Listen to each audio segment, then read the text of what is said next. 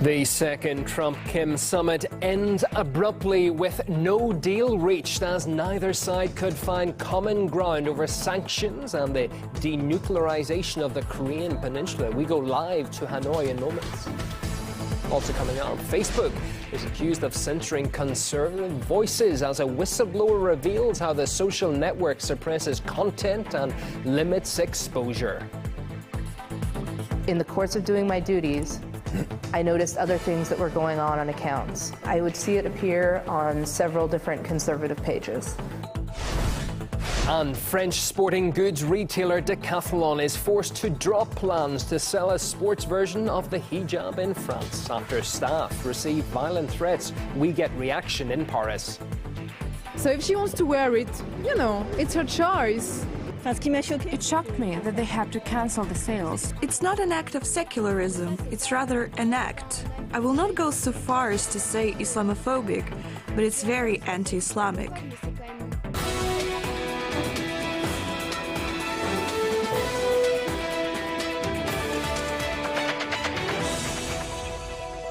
Around the clock, across the world, this is your RT International. From the team and myself, Ewan O'Neill, hello and welcome.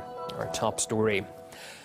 There were high hopes in Hanoi, but both Donald Trump and Kim Jong-un have come away empty-handed from their much-anticipated second summit. The talks ended earlier than expected, with the US president blaming North Korea's demands over lifting sanctions for the failure to cut a deal. It came as a surprise to many after the optimism shown by both leaders before the talks.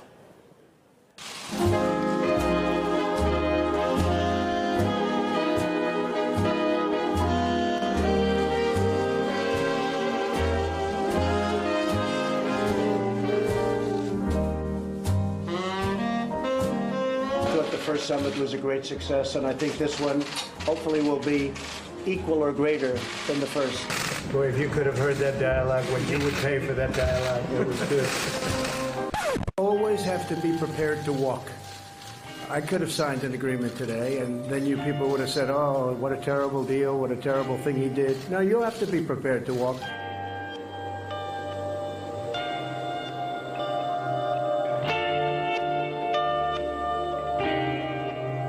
Well, our correspondent in Hanoi, Evangelo Sipsa, sums up what became a fleeting second day of the summit. Talks were cut short because no agreement was made. The two were actually supposed to have lunch and have a signing ceremony, which never happened. Now, the reason behind that was because Kim Jong-un, the leader of North Korea, actually wanted the sanctions, the United Nations sanctions on Pyongyang entirely lifted. And it was about the sanctions. Will there be a third summit, Mr. President? Basically, they wanted the sanctions lifted in their entirety, and we couldn't do that. They were willing to denuke a large portion of the areas that we wanted, but we couldn't give up all of the sanctions for that. Donald Trump said that he could not give up entirely the sanctions. He cannot give us just whatever the DPRK leader wanted. So what he said is that it wasn't a good time to actually sign a deal, and sometimes that's what great leaders do. They just walk away for something to happen later on to potentially get a better deal. And what's interesting also here to point out is that he also mentioned that it's been a productive time between the two, but again, as he also kept on repeatedly saying that no deal was made because of the UN sanctions that he didn't agree with. Now, they didn't decide on what's going to happen on the Korean Peninsula, whether they're going to dismantle all the nuclear facilities, but what he did promise was no missiles will be flying over the Korean Peninsula in the time being. Now, if there's going to be a third summit, they did not clearly say if it's going to happen, but there was kind of open when it was mentioned. Another interesting factor to point out is that the two leaders of the regional leaders of Korea and Japan would be very, very interesting on their reactions on what they have to say of the outcome of this deal, because if anyone has to lose, it's pretty much them too. Well, let's stay in Hanoi and speak to RT America's Scotty Nell Hughes on the program. Scotty, we spoke, 24 hours ago or so? There was optimism of a deal, but that has vanished, hasn't it? Trump blames demands over sanctions, but are there possibly other reasons here?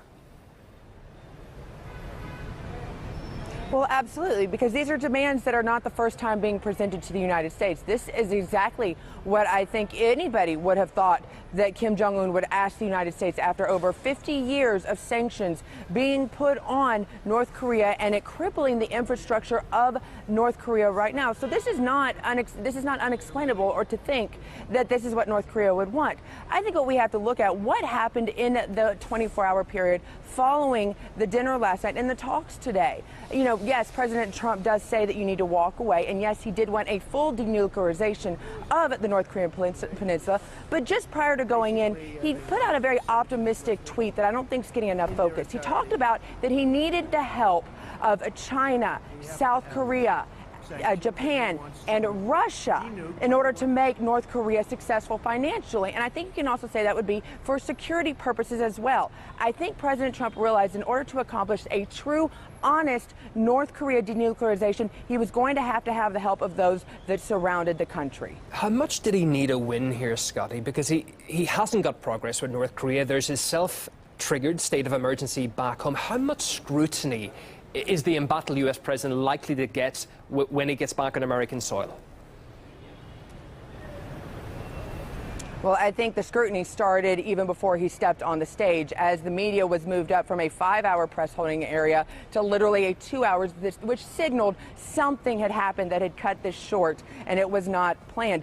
Obviously, scrutiny for President Trump right now is at the highest peak probably yet of his administration, with Michael Cohen giving a very intriguing testimony in front of Congress in the last 24 hours. But the president definitely needed this win on the backs of the government shutdown that did not necessarily work for him for getting his full funding, as well as the controversy over the declaration of an emergency. So the president needed a win. He could have had one, which is what a lot of people are questioning, why he did not fight harder to have the actual end of the Korean War happen as well. That would have been just a very simple thing he could have touted, but for some reason did not even approach that, even in his comments following in his press conference. Is there a glimmer of light here, though? At the news conference, we did hear Mr. Trump stress the warmth in relations with Kim, despite the lack of any agreement. Could a potential third summit make any headway from what you've seen there?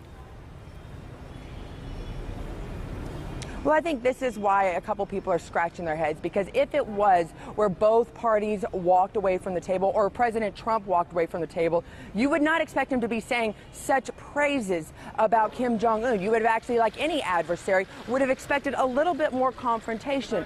What I think the positive in all of this is, now that President Trump has recognized the power of those that surround North Korea, that the next time they meet, I bet that it's not going to be just between North Korea and the United States. I think it's going to be a bigger picture, something that is probably needed to happen from the very beginning, and President Trump is realizing this. Interesting stuff. Host of News Views Hughes, RT America's Scotty Nell Hughes, live from Hanoi. Thank you very much.